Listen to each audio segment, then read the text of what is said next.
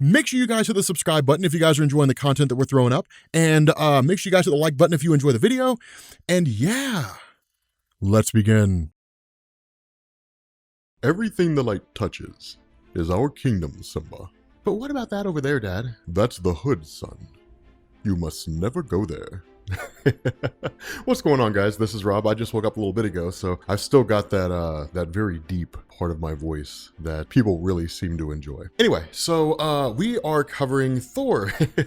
Thor fighting his granddad, and it's actually amazing, and then it's actually hilarious at the same time, right? So a couple things to understand. First and foremost, this is kind of like the fruition of a plan that Loki had for some time, right? The idea that Loki had always been looking for a way to get Thor out of Asgard, and this really kind of comes hot off the heels of J. Michael Straczynski's run, or actually it really is at the tail end of Straczynski's run. Of course, we covered the first issue where Thor had basically rebuilt Asgard, or I guess the first arc where Thor had rebuilt Asgard, Loki came back as a chick, different things like that. But this was basically the plan that Loki had to essentially find a way to bring Bor into the modern era. Now, of course, Bor is the father of Odin, right? So that's really where all this kind of comes out of. You guys have probably heard of this story. I don't know if you guys ever actually had a chance to check it out. It's pretty cool. But this also takes place during Dark Reign. So a little bit of explanation here. Dark Reign was it wasn't really a story arc, right? It wasn't like Civil War, right? Where you sit down and you read Marvel Civil War and it's like Civil War part 1, 2, 3, 4, all the way up through 7. It wasn't really like that. Dark Reign was a rebranding initiative. So it was basically an event that had taken place whereby Norman Osborn had basically become director of S.H.I.E.L.D. It came in the aftermath of Secret Invasion, but Norman Osborn became director of S.H.I.E.L.D. He disbanded S.H.I.E.L.D. and then replaced it with Hammer, and then immediately tried to like conquer the United States and really the world in a lot of different ways. Dark Reign was all of that, right? Where things were just really, really dark for all the superheroes. And so what you ended up getting here was basically a whole bunch of tie-ins where the stories were more or less kind of shifted and changed. It was very reminiscent of the old 1990s Age of Apocalypse. We didn't really have Age of Apocalypse part 1, 2, 3, 4 or whatever. Everything was just shifted for 6 months. Now the difference is that with Age of Apocalypse, it was a total distortion and warping of reality. With this one, it's just a bad thing happened and it's just kind of how it all plays out. But Loki was brought in as part of the cabal of Norman Osborn, his inner circle of bad guys, more or less, along with Dr. Doom.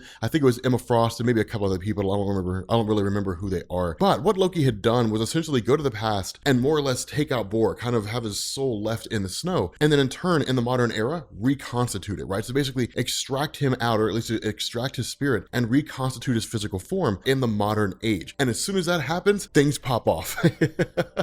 And that's where it gets cool, right? Because one of the things to understand is that Bor represents the Asgardians of old. And it's kind of a funny thing, how Odin would compare to Bor in terms of like Odin with the Odin force at its full power, and Bor, with Bor at full strength. I don't entirely know. I would say Odin would probably win with the full totality of the Odin force, but Bor represents the old line of Asgardians, right? They were exceedingly strong, exceedingly capable. They were wildly powerful. They weren't just like, how Thor is now, where they were just really strong with a really cool weapon. It was intense. It was kind of nuts. And so when Bor comes back, he immediately has an enchantment bestowed on him by Loki, which basically distorts his perception of the world. And so everything he sees is twisted and evil, right? It's not really the way that things are. And this is designed to send him on a warpath, is really what it's designed for, right? Now, the funny thing about this, and we'll see why this matters so much here, once we get to the end, but he immediately goes on a warpath looking for Odin. Now, this is before the return of Odin, right? So if you guys recall, during Dan Jurgens' run on Thor, Odin had died at the hands of Surtur. Dan Jurgens' run concluded, and then it went into a handful of story arcs here and there by miscellaneous writers, and then it went into the Thor Ragnarok story where Thor died and then came back, and then we picked up with Straczynski's run. So at this moment, Odin is not returned. Odin's basically dead. Marvel ended up shifting that up. He was basically locked in eternal battle with Surtur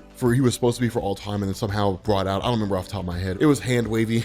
That's more or less what it was. But essentially, like, Bor comes out, he sees like all these people who look like demons. He sees a giant truck and he's like, monstrous beast, and then he goes to smash it.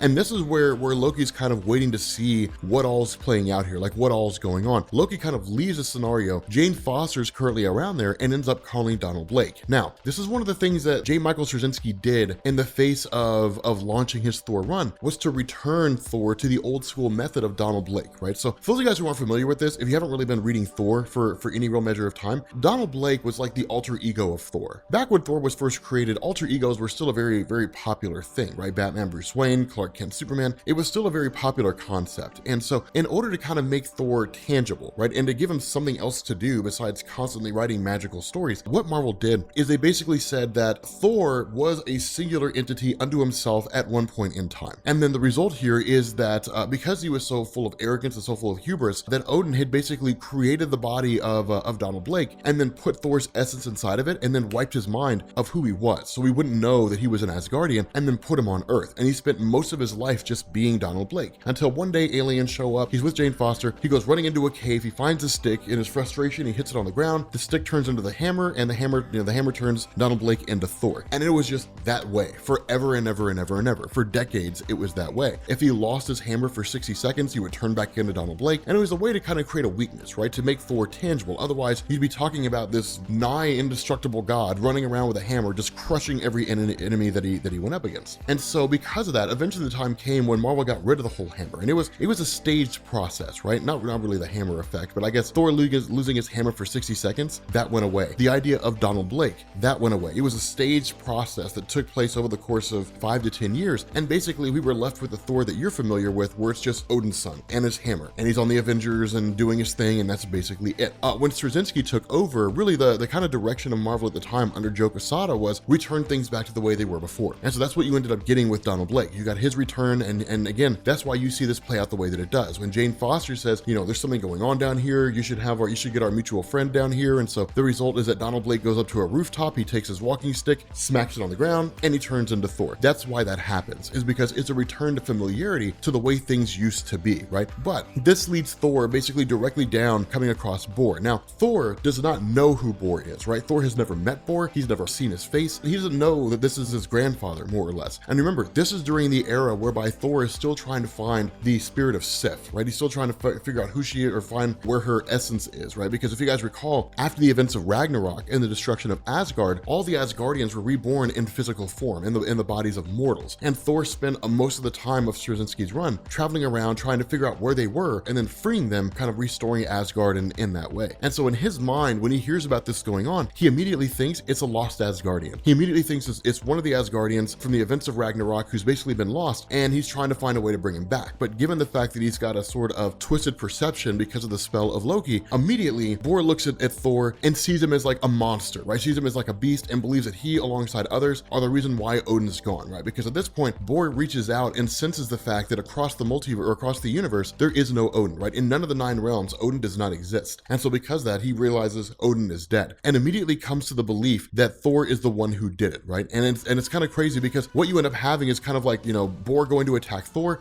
in turn blocking the shot with his hammer, and then Bor overpowers him anyway and just sends him flying. And that's what we're talking about here. That's the kind of strength that we're dealing with here. We're literally dealing with like Bor just kind of jumping around and just absolutely demolishing Thor. And that's what's so crazy about it. It's for the most part, Thor is totally overwhelmed here. In this battle that he's facing, he's completely overwhelmed. One, because he's kind of holding back to a degree, right? As his desire is really more to slow down and to stop, not to kill. Whereas this guy is desiring to kill, right? Bor is desiring to kill Thor. And so in response, Thor's like, okay, well, this guy can take it. Let's throw my hammer at him and let's basically try to stop him. And then Bor reaches up and catches it, stops the hammer dead in its tracks, and then catches it. And this is not supposed to happen. And what this does is it points at the idea that the worthiness enchantment does not apply to Bor, or he's powerful enough to overcome the worthiness enchantment, right? That it doesn't really matter to him. Now, that's one of the things to understand. The enchantment is only really as powerful as Odin himself, right? So if a being comes along who's more powerful than Odin, then they should be able to lift the hammer, right? Like a being who can alter reality, for example. So somebody like the Molecule Man can basically alter reality. So even if not really, you know, worthy of wielding the hammer, he can alter the molecular structure of the hammer so that like it's lighter, right? Or somebody like Graviton can make the hammer lighter so that he can use it himself. At least we can kind of make those assumptions. But that's kind of how that works, right? There's different ways to sort of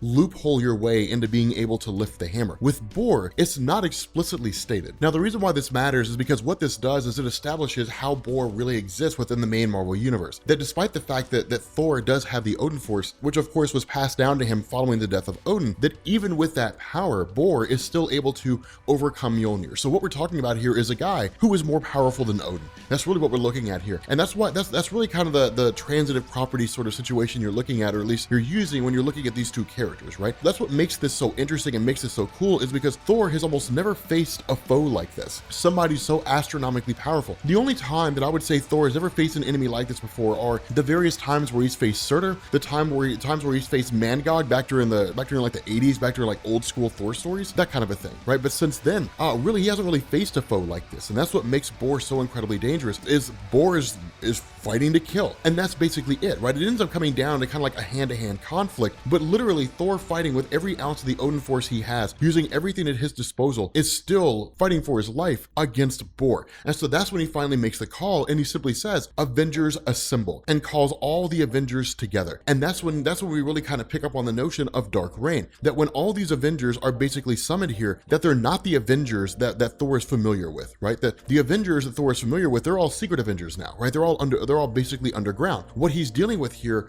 are the Dark Avengers, right? So for those of you guys who are unfamiliar with this, during Dark Reign, what you got were dark versions of superhero teams, right? So basically villains taking the place of superheroes in the Marvel universe, right? So when it came to the Dark Avengers, for example, you had Bullseye, who replaced Hawkeye, right? You had Daken, who replaced Wolverine. You had Norman Osborn, who was really the Iron Patriot, but replaced Iron Man, that kind of a thing. That's sort of what you ran into. And so that's why you don't really see the Avengers in their traditional sense. And that's why Thor begins to freak out, right? Because in response to this, they're like, take Thor down. Now, again, a lot of this is really still dealing with the elements of like the Superhuman Registration Act from the fallout of Civil War, things along those lines. And that's why a lot of really almost all the Avengers are underground, is because if they come out and if they make their presence known, they'll be apprehended, right? They'll be thrown into the negative zone prison, and that'll basically be it. Remember, a lot of things were going on during this time. That's what made the Dark Reign story so cool, is there were so many moving pieces taking place, right? The X-Men were leaving the United States and taking up residence in Utopia. Again, Dark Reign was a pretty solid story, and it was pretty amazing in its way. But what you basically have here is you have all the Dark Avengers who are facing off against Thor, as well as Bor, who's watching the whole thing go down. And it's kind of crazy here, because in the end, with Thor temporarily incapacitated, the Dark Avengers in turn focus their power on Bor, and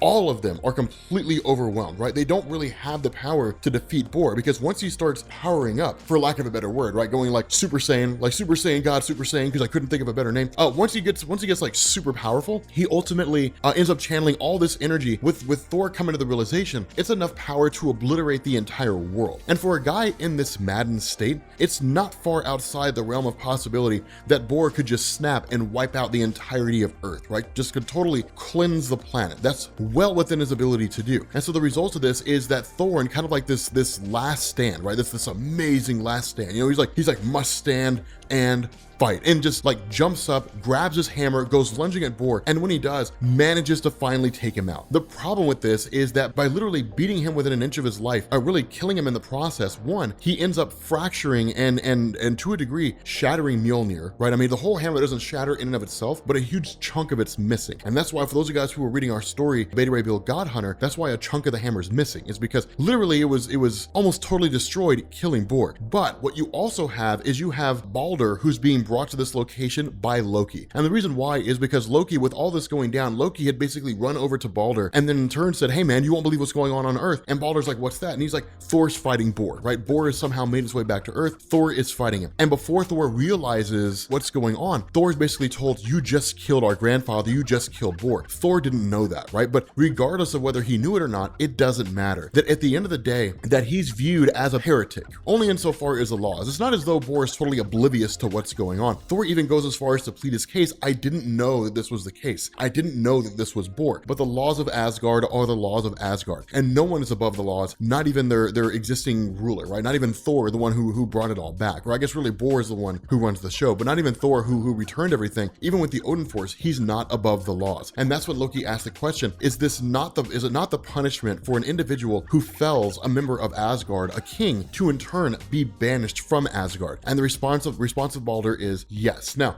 Balder's well aware of the fact that Loki basically engineered all this, and so is Thor. And when the question is asked, "Do you have any final words?" Thor's like, "No, those words are for a different person at a different point in time." The important thing here, what matters here, is ensuring that Asgard does not fall to pieces, right? That the line of succession is kept. That as far as all the other people know, that things are going the way they're supposed to, right? That like Thor committed an act that was inherently against the rules of Asgard, and in turn, he's being banished for it, right? people don't need to know the nitty gritty of it, and they certainly don't need to know that like Thor intends to ruin, bring down fire and brimstone on Asgard itself. Now, the reason why this matters is because this will go into Siege, right? This will go directly into the events of Siege, and it'll go directly into like Asgard being destroyed by Norman Osborn and so on, or at least by the Sentry, so on and so forth. But in any event, ultimately Thor's banished for his actions and intends to really swear revenge on Loki, and that's really kind of where that ends, right? It's really kind of where this comes to a conclusion. But one of the small little tail tidbits to come out of this is that Loki, talking to the various Asgardians, simply says like, this place that we're living in, this Asgard in Broxton, Oklahoma, this really isn't where we need to be, right? I know of a place that we can go to where we can hunt to our heart's content, we can do our own thing and not really have to worry about what's going on in the United States. We don't have to worry about the government knocking on our door every 5 seconds. We can live and be peaceful, do our own thing. And that's in a place called Latveria. And it's King Victor Von Doom who will give us all those things, right? So trying to lead the Asgardians into Latveria and under the control of Dr. Doom. Again, part of Norman Osborn's plan and part of their operations as the Cabal. But with that being said, guys, we're gonna bring this video to an end. If you are new here to Comics Explained, make sure you guys hit the sub button to become part of the Rob Corps. If you guys enjoyed this video, make sure you drop a like,